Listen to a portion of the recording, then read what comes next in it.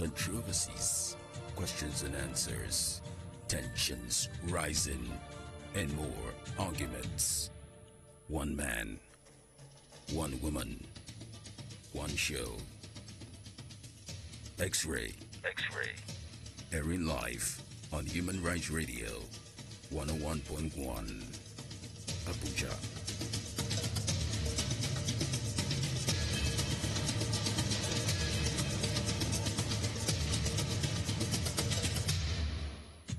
Welcome to X-Ray on a Saturday like this. Thank you for being part of the family. It's Human Rights Radio 101.1 FM.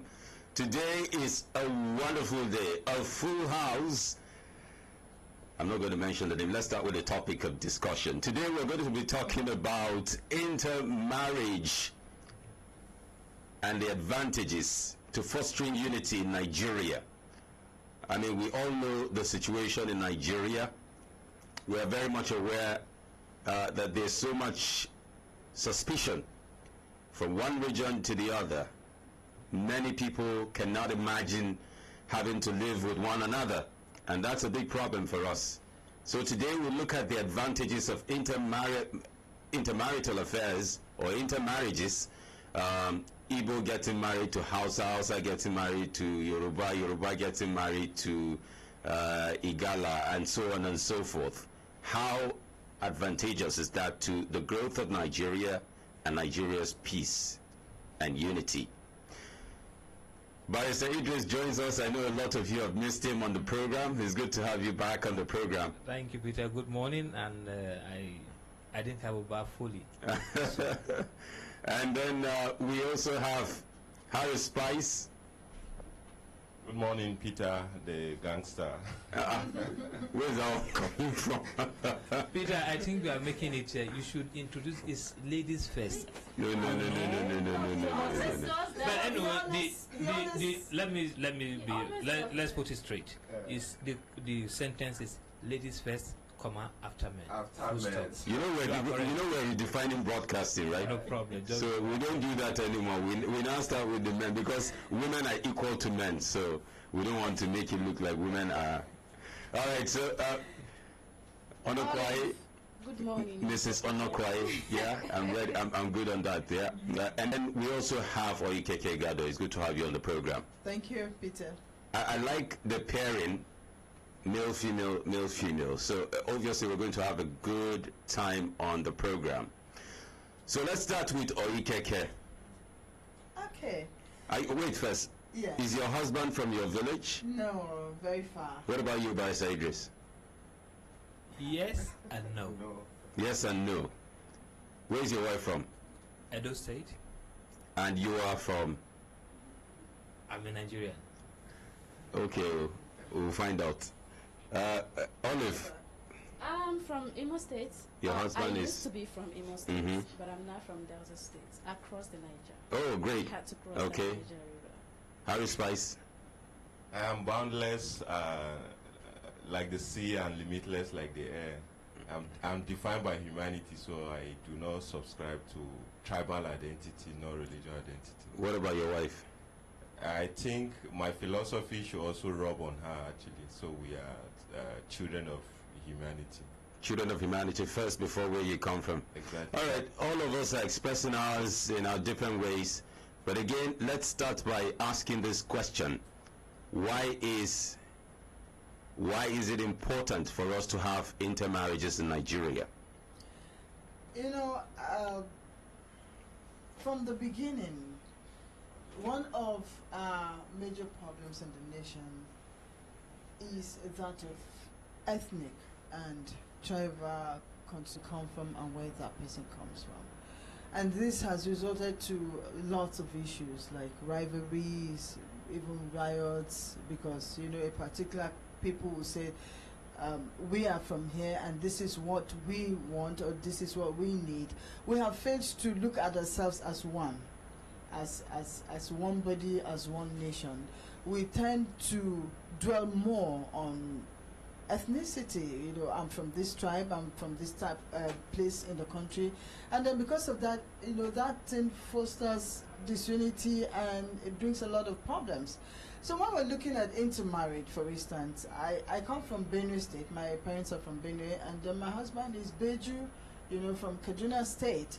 So, but we came together, and now I can see that two people from two different families and two different ethnic backgrounds are now one. You know, before I got married, I didn't even know that there was a tribe called Beju in Nigeria, you know.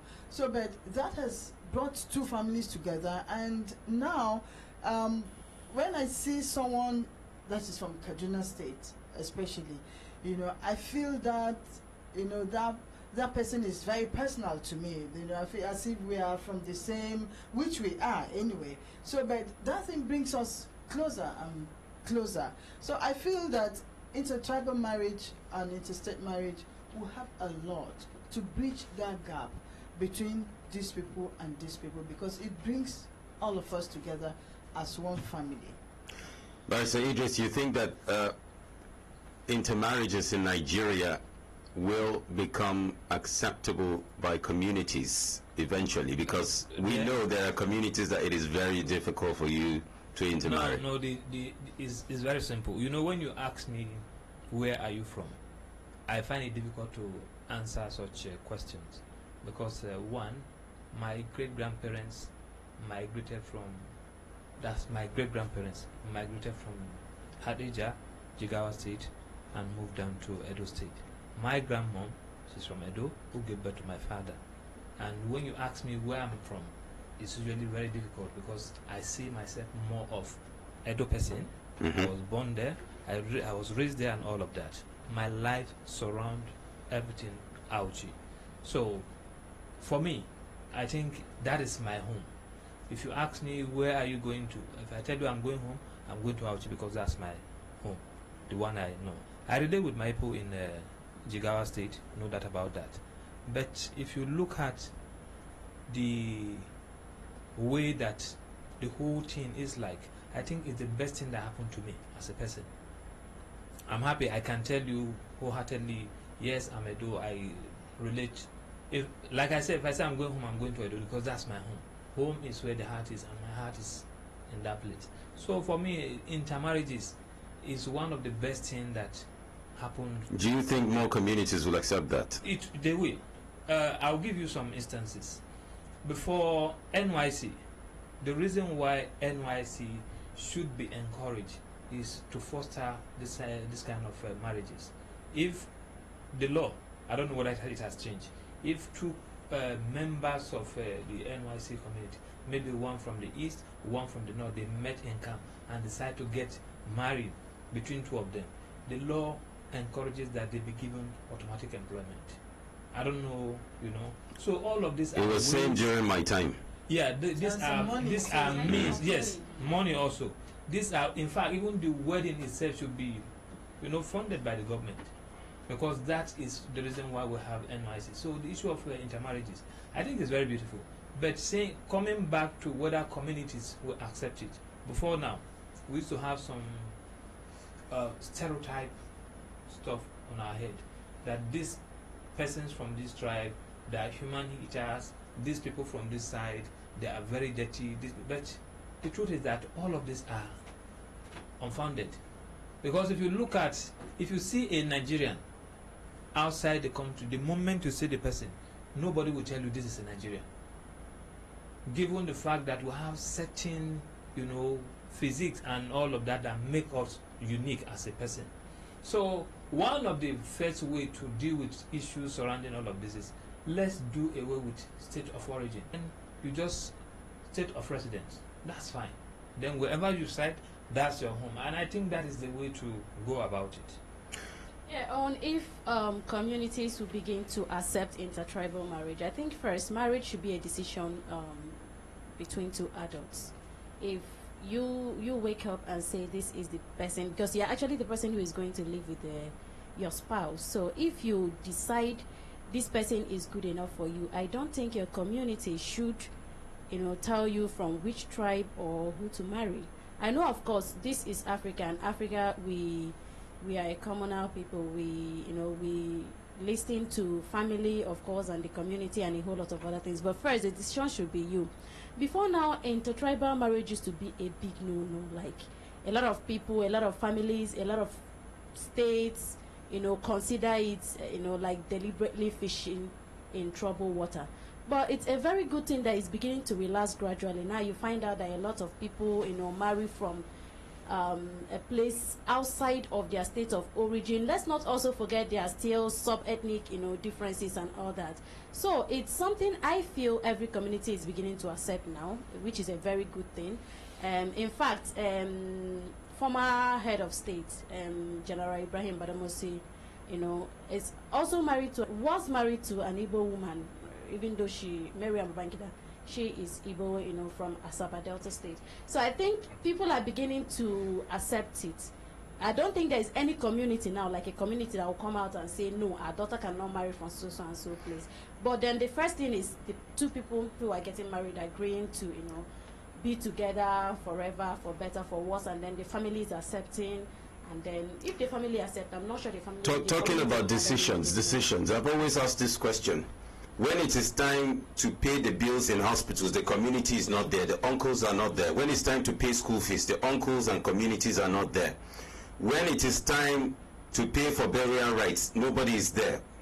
But when it's time for marriage, they must be there. What is the reason, Harry Spice? I think the reasons are not far-fetched. Economic status defines decision when it comes to intertribal marriage. And this is not really peculiar with Nigerians. I think it's all over the world, especially African countries. In Nigeria, for instance, you have problems of intertribal marriage amongst the lower cadre of the society. But with the rich, the elites, the highly placed, you do not have problem.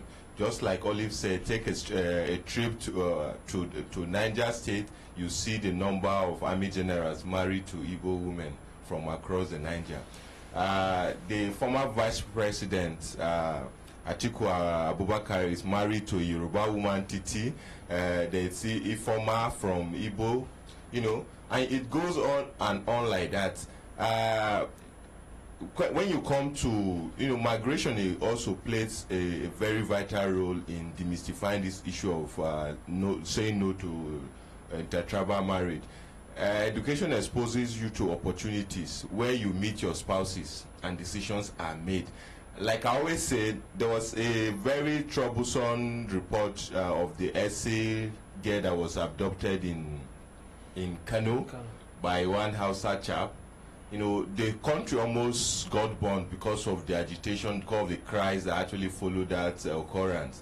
Then I actually posted somewhere that if that lady was to be the daughter of Igbinidion and the boy, the son of Sanusi, definitely this wouldn't have made any news.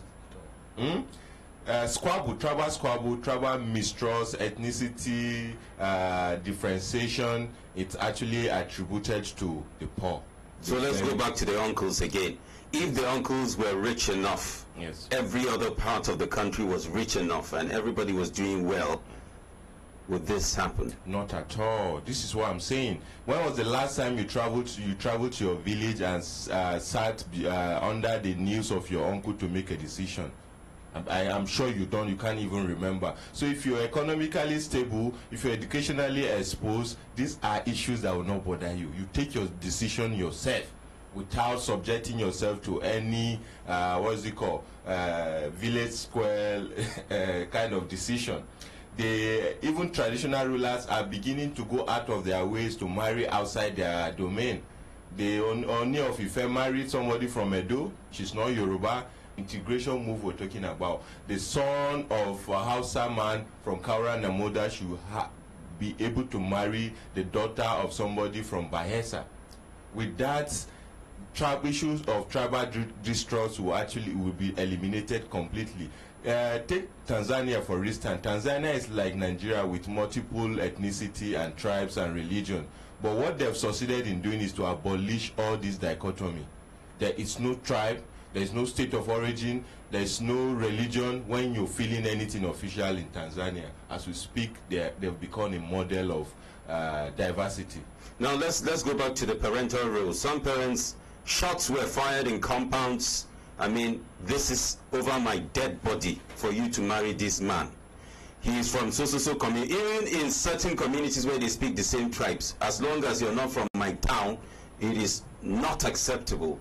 The reasons I used to think would be responsible for that were possibly we will lose our tribe or our language if you marry another person.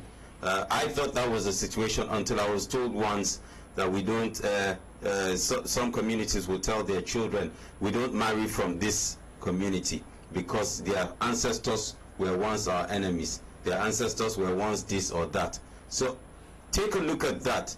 What exactly might be the intention of some parents when they say, no, you're not getting married to this man coming from so part of the country? Barrister Idris. I don't think, like my colleague here said, Harris Spice, I don't think, yes, parents, they have a role. The kind of role they have is that of guidance. But as far as religion is concerned, me and my own understanding of religion, the woman has the final say, because the consent of her, if it's not there, there's no marriage in the first place. So she must consent it. So all other issues are just child's play. One of the disadvantages which people tend to see as disadvantage is you lose the language of either parents is being lost, because when they speak different languages, the common language they speak at home normally will be English, and that is where we have some challenges. But for some parents like me, my children, they speak the mother tongue, which we all know, which we both speak at home. They try as much as possible, and I try to make it a law that nobody speaks English in my house. But I know it's difficult, but then because they spend more time with their teachers, of course, and you don't come in between the kids and their teachers. You know that, don't you? So the issue is, I think the parties have a very great role to play. I say it all the time. The relationship that works, it takes the parties involved to making it work. And how you make it work is by communication. You don't need your father, your mother to come and tell you how to communicate with your spouse. You don't need your uncle, you don't need the whole town hall meeting to, tell you how to go about it. I'll give a very simple statement. I had this friend. The wife is from, I think, from the east. He is from Edo. They are both together. But at one time, I think they had some little problems and all of that. My friend called me and said, no, I want to divorce this woman, and this must happen. I said, oh, I will agree for you to divorce her, but you must do one thing for us. He said, what is that? I said, you know, the day we were doing the wedding, you gathered all of us.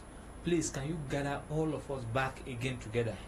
Even my parents who were there, they are dead. You bring them back. All the witnesses. Yes, so that we now sit down again and say, you can go your different ways. He said, but that's not possible. I said, so you have to manage. So the issue of communication comes in.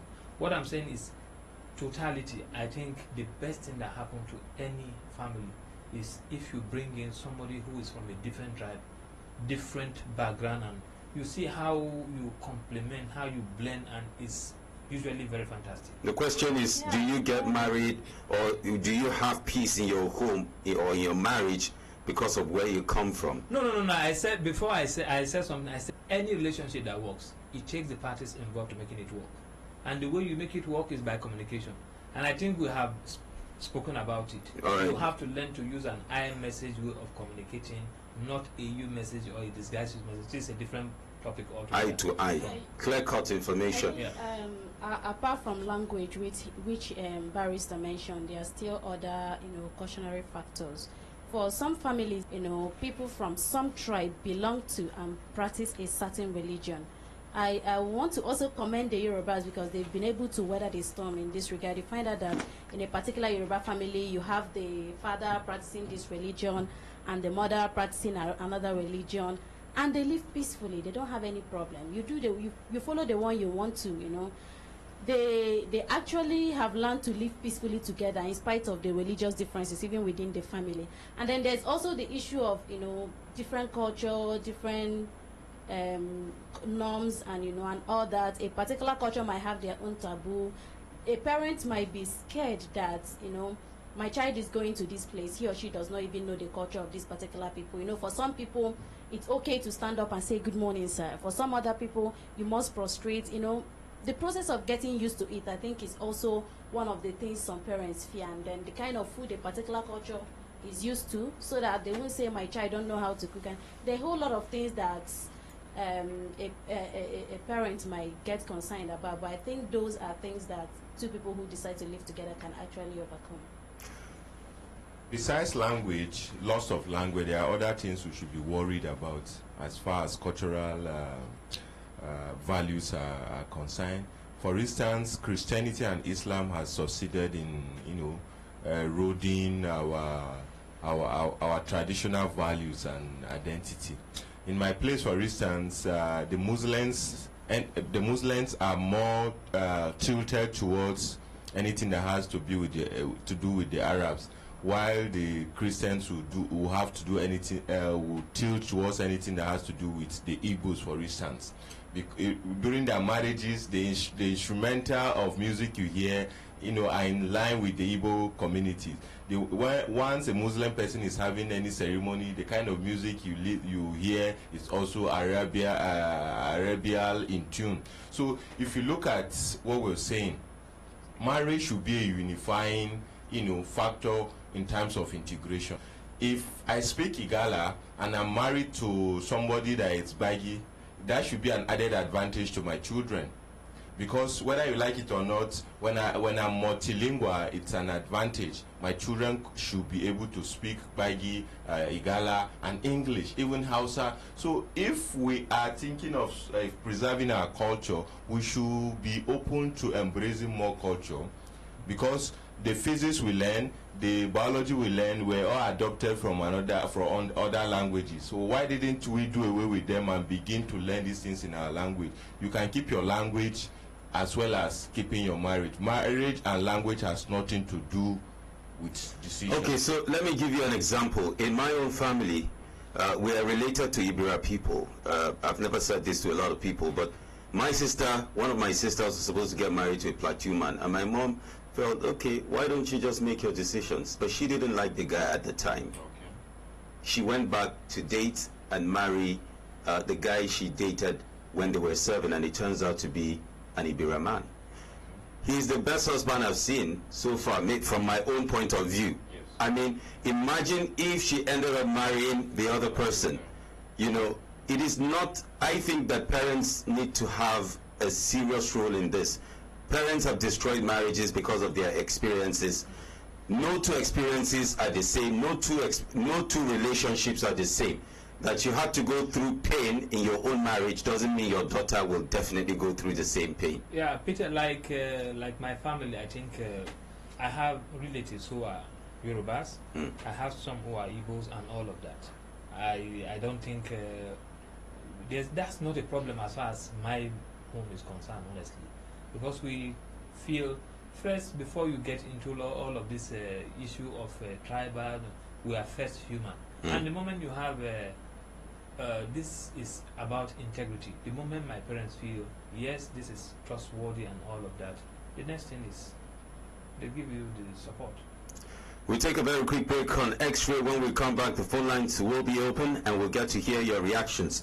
Tell us the reality. Don't lie to us. Be straightforward. Tell us the truth about why it is important to intermarry in Nigeria. Why did you stop your daughter from marrying the other person? Because he's simply from this tribe or this religion. Why did you make that decision of choosing for your child?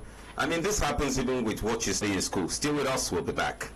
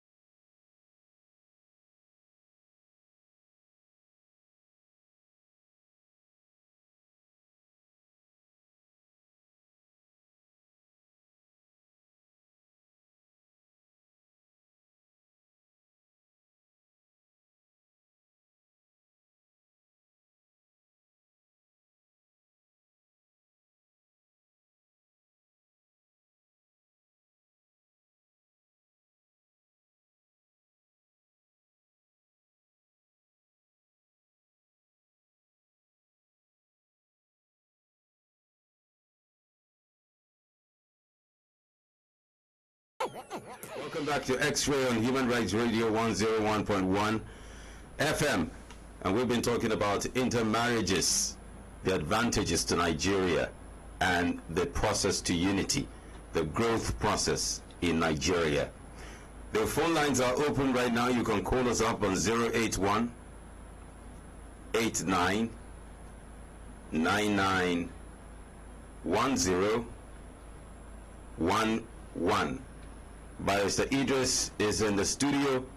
Likewise, Harris Spice, Oikeke Gado, and Olive Nwoke Onokwai. Hello. Yeah, good morning. Welcome to X-Ray. Please put off your radio set.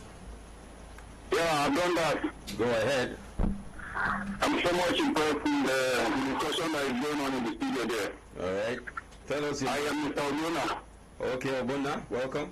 Yeah, calling from Jai area in Abuja. Right on. Anything make this country to be one in manner and in everything is golden. So, and what actually put all of us in trouble is either religion or a politics that is not because of there. I use myself as an example. My first son is a Muslim, and he happened to be Muslim just a few years back. He finished his secondary school in my state, and came up to stay with me here in Abuja. Under some months, within 6 months, I see him practicing Islam.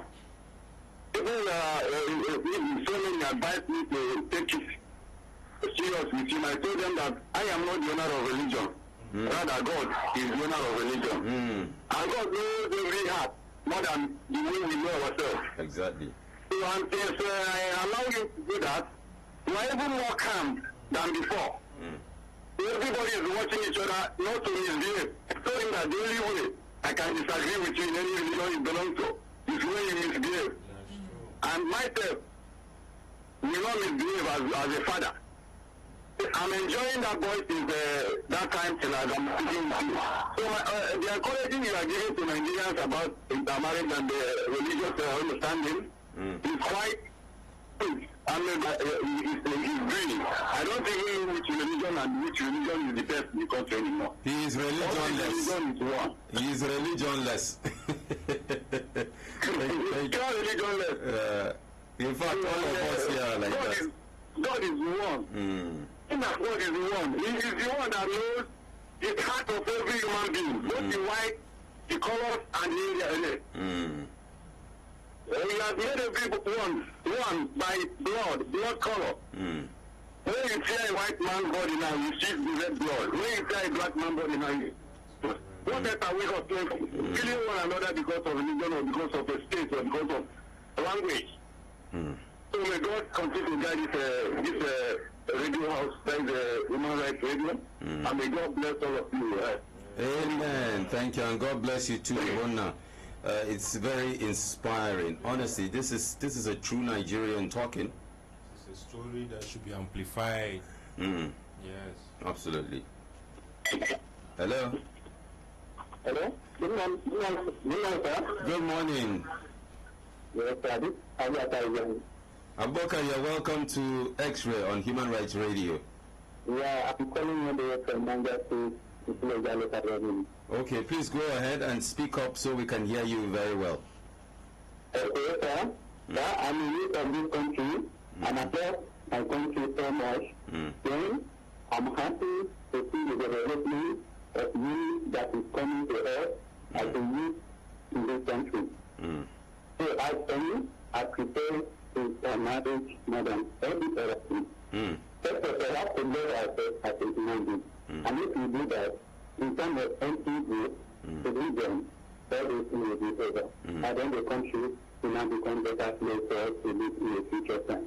So as I'm speaking to you, right now, I'm in a relationship with a pastor, and I'm intellectual. Okay. And my wish is to get married to her.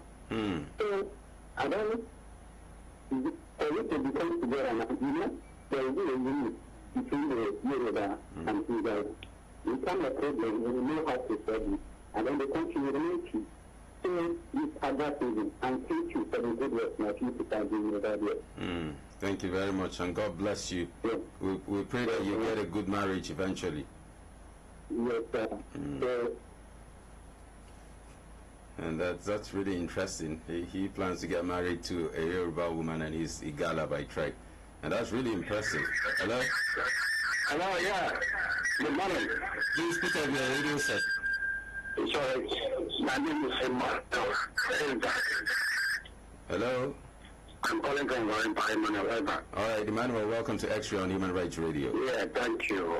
The program is very, very interesting, and if everybody will abide by what she wants to do, not parents. There was an incident that happened. I'm from Delta. Hello? I can hear you. Yes, we went to visit our senior sister in Kaduna, that is 80s. I'm the eldest man among them. They are young boys, about from 30 downward, you know. I'm going to get married to Notana, and the brother or the uncle to the husband was coming because the husband is late. And they have to knock on the gate, and before they open the door, they told to go and hide in the toilet. This first cousin, my father senior the father of the lady. I'm later hiding in the toilet until the man, they called him back until he finished what he wanted to say, what he wanted to do, then left. Hello? Yeah, we can hear you. Yeah, and I cow. There's a fatal accident, the police face to face. And made many give up there. And someone just came and didn't tell us the number, and the way Tribal, the cultural issues and all of that. If you look at one time, we had Uguleri and Amuleri, just a street dividing them. They were having problems. They speak the same language. Ife Mudakake, they speak the same language. So it's not issue. I think intermarriages should be very well established, and government should make it so attractive that people should go into it. Exactly. I think that's That happens when you don't put off your radio set. It just goes off sometimes. So endeavor to put off your radio sets before calling us up on X-Ray. Hello? Oh, good morning, sir.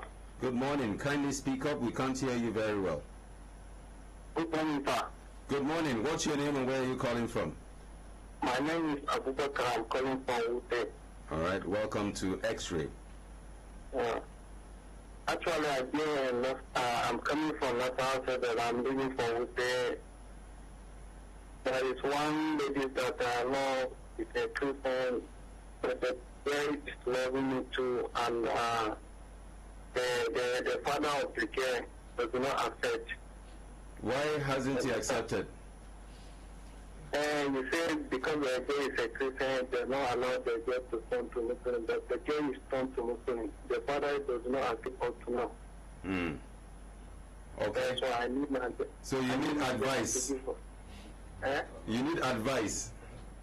Yes, sir. Okay. All right. Just keep listening. We have 4 married men and women here, and including myself. I think that makes 5. So you are safe. Don't worry. The best advice will be given to you. Okay, sir. Thank you, sir. Thank you. All right. So interreligious. We're actually talking about intermarriage. So now it's interreligious marriage. But we'll get back to that. Let's speak more calls. I will expect answers from our panelists. Hello. Good morning. Good morning and welcome to X-Ray on Human Rights Radio. My name is Aruna. Okay, Harina? From Yanya.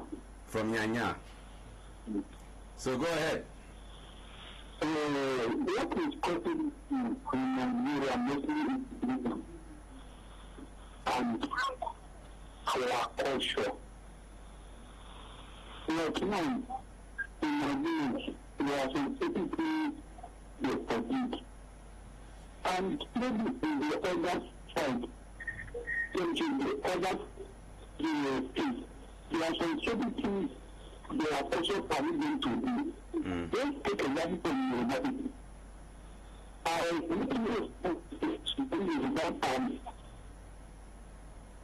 I'm sorry, we can't hear you very well. It's giving us a muffled kind of sound.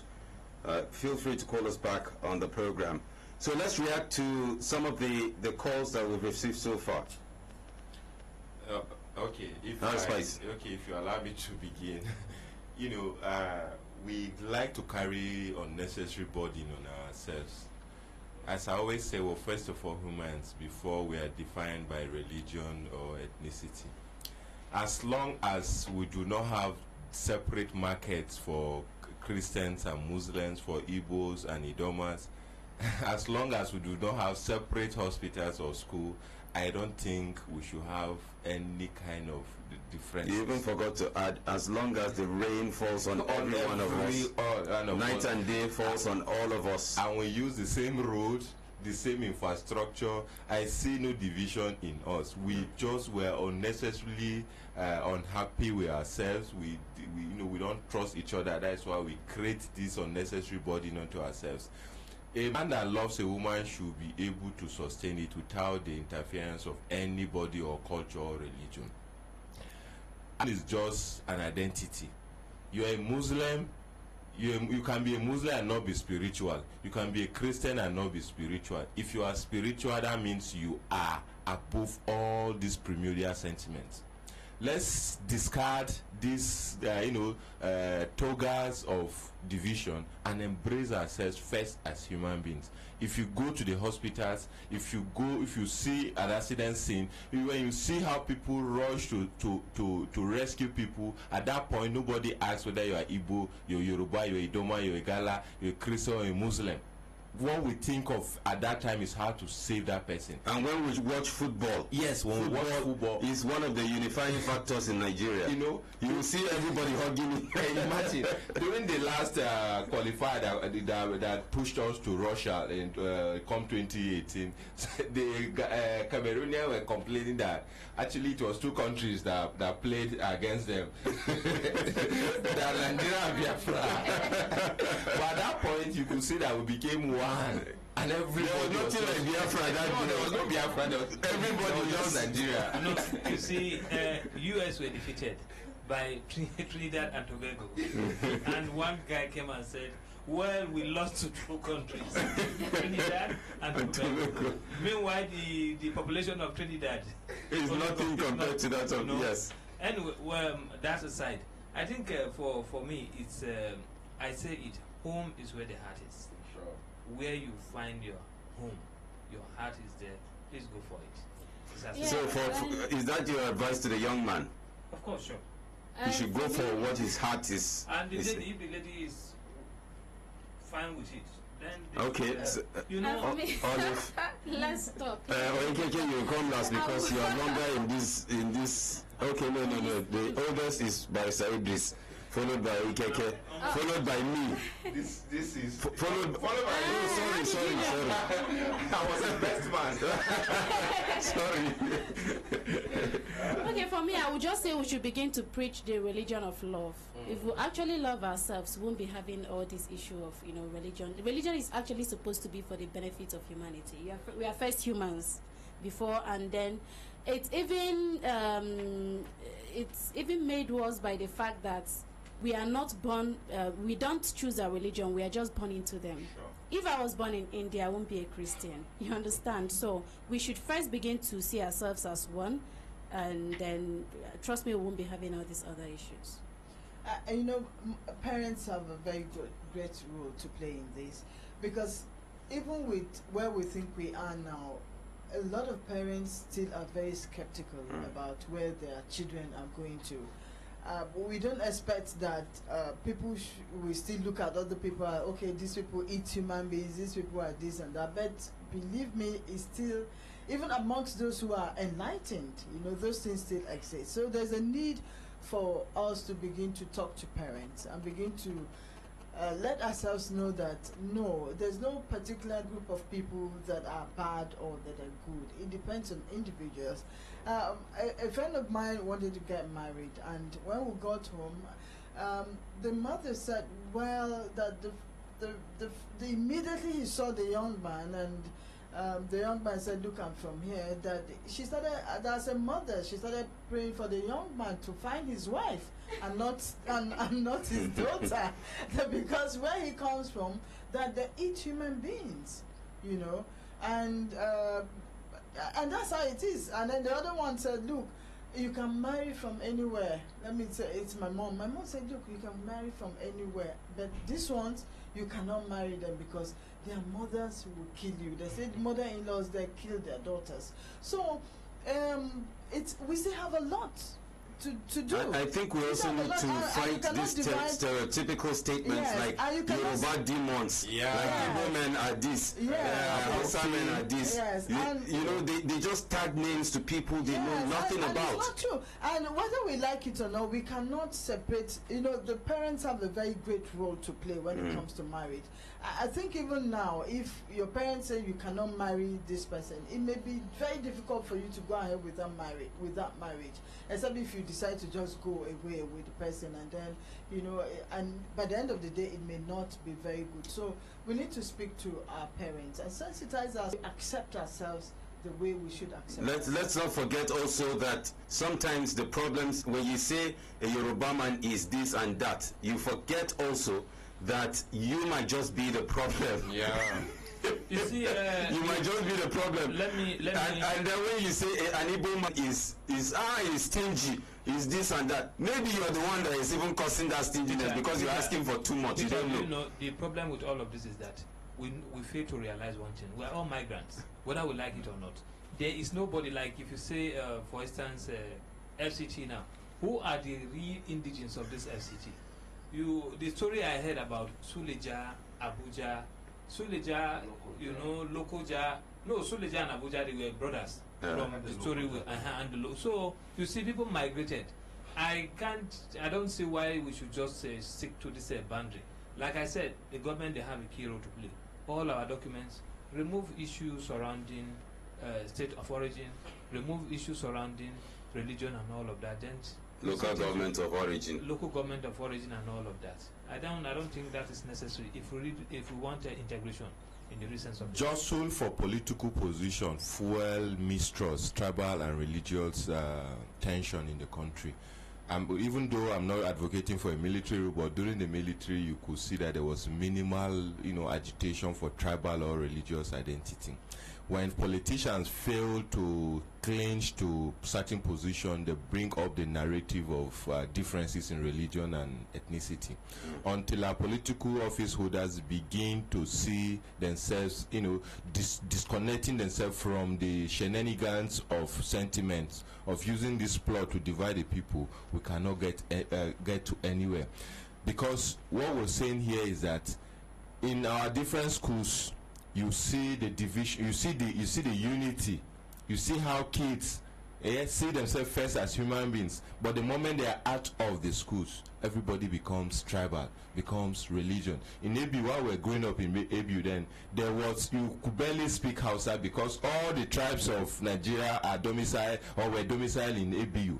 You know, you see inter-tribal relationship, but the moment these people graduate, they now divide themselves into very pitiful kind of. ABU used to be called the melting pot of all cultures, sure. Right?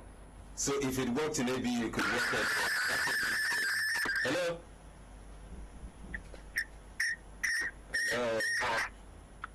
Hello. Good morning. How are you today? We can hear you loud and clear. Tell us where you're coming from. Okay, go ahead. All right. Amen, and you too.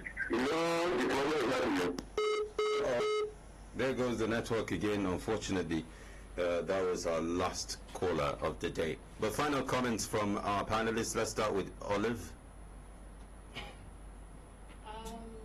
For me, I would say, like Martin Luther King Jr. would say, let's begin to judge people by the content of their character and not by their skin color, and I'll add by their tribe, religion, and what have you. For every tribe in Nigeria, there is the good, the bad, and the ugly.